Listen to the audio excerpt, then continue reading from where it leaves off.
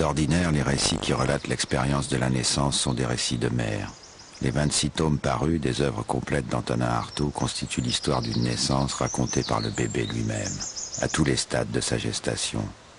En 1925, il définit cette zone de transit où, dans le faux jour d'une salle d'attente, il rêve d'un livre qui dérange les hommes, qui soit, dit-il, comme une porte ouverte et qui les mène où il n'aurait jamais consenti à aller, une porte simplement à boucher avec la réalité. Ce livre, ce sera l'ombilique des limbes. Artaud a le génie des titres. Un livre où on peut lire ceci. Ne croyez-vous pas que ce serait maintenant le moment d'essayer de rejoindre le cinéma avec la réalité intime du cerveau? Alors allons-y.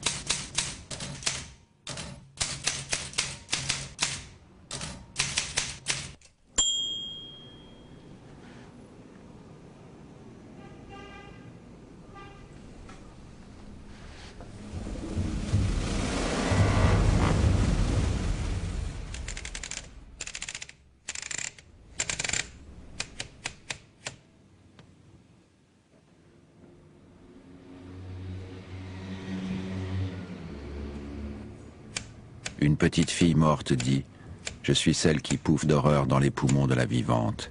Qu'on m'enlève tout de suite de là. »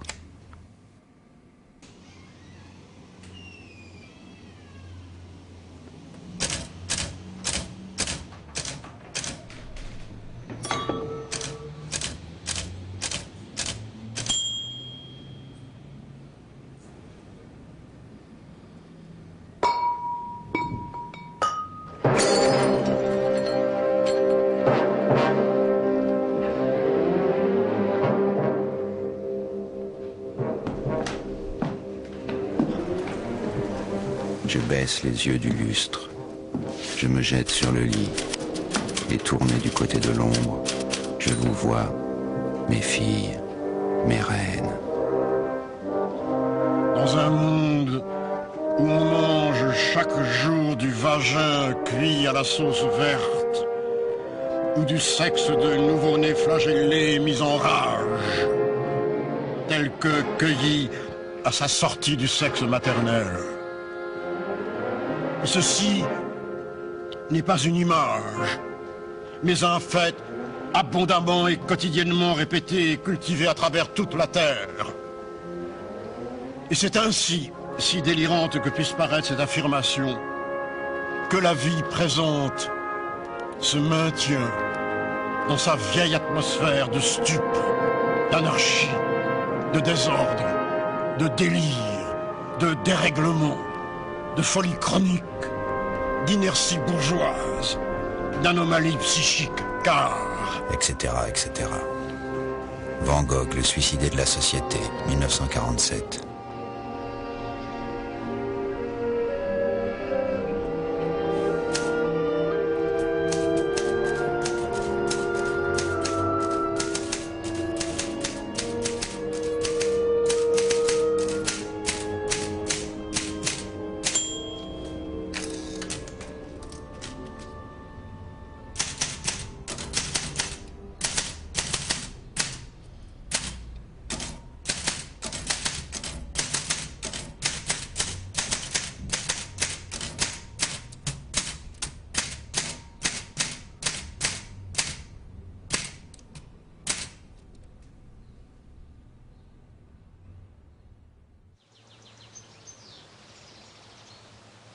En 1924, Jacques Rivière, directeur de la NRF, refuse les poèmes que lui soumet Artaud.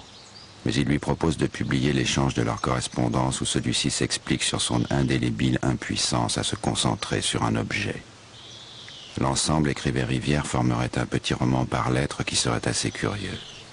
Mais Artaud, s'il est séduit, repousse le terme de roman. Cher monsieur, pourquoi mentir? Pourquoi chercher à mettre sur le plan littéraire une chose qui est le cri même de la vie? Pourquoi donner des apparences de fiction à ce qui est fait de la substance indéracinable de l'âme, qui est comme la plainte de la réalité? Oui, votre idée me plaît, elle me réjouit, elle me comble, mais à condition de donner à celui qui nous lira l'impression qu'il n'assiste pas à un travail fabriqué.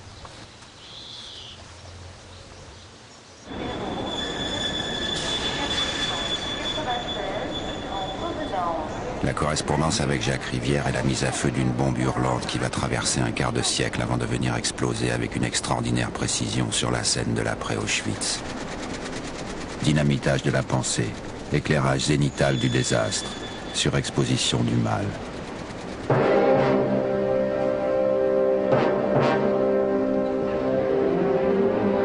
L'arme absolue d'Antonin Artaud, on l'aura compris, c'est sa maladie. Je suis, écrit-il, celui qui a le mieux senti le désarroi stupéfiant de sa langue dans ses relations avec la pensée. Je suis celui qui a le mieux repéré la minute de ses plus intimes glissements.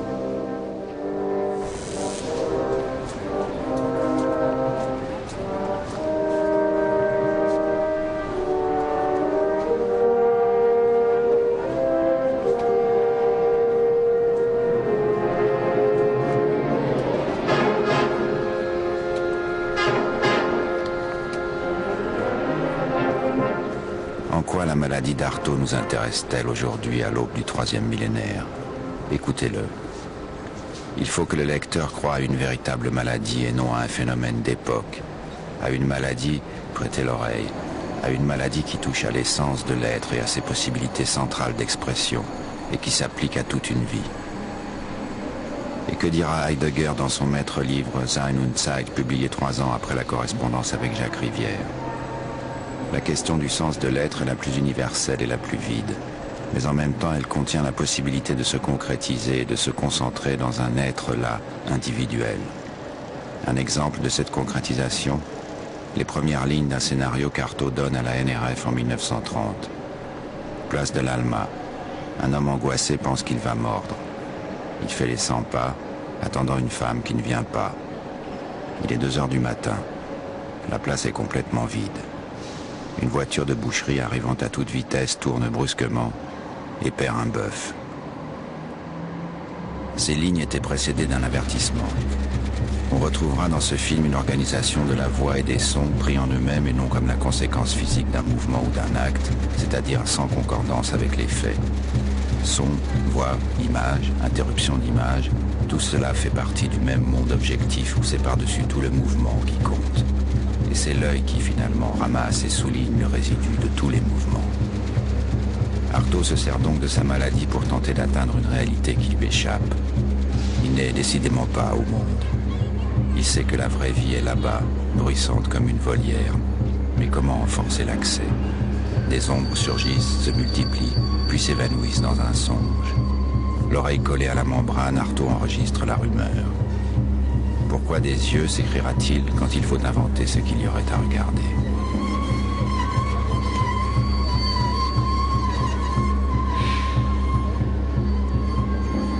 Inlassablement, tout au long d'une correspondance devenue inséparable de son œuvre, il précise son diagnostic. Je ne sens la vie qu'avec un retard qui me la rend désespérément virtuelle. Et il consulte, guérisseur, herboriste, radiesthésiste, acupuncteur, voyant, thaumaturge. Il accepte même de se prêter à un traitement psychanalytique, vite interrompu, on le comprend.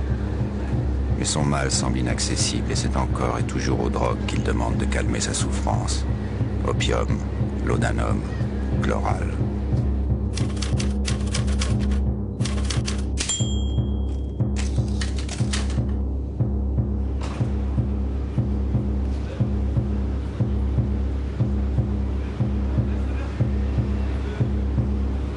Lorsqu'il arrive à Paris en 1920, Artaud est d'abord attiré par le théâtre et le cinéma.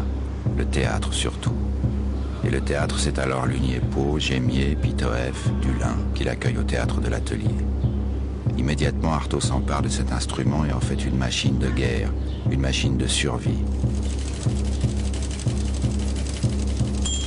Survie pour lui-même, survie pour l'espèce. Le théâtre, écrit-il en 1946 dans le préambule à ses œuvres complètes, c'est l'échafaud, la potence, les tranchées, le four crématoire ou l'asile d'aliénés. Quel chemin parcouru pour en arriver à ce point de clairvoyance?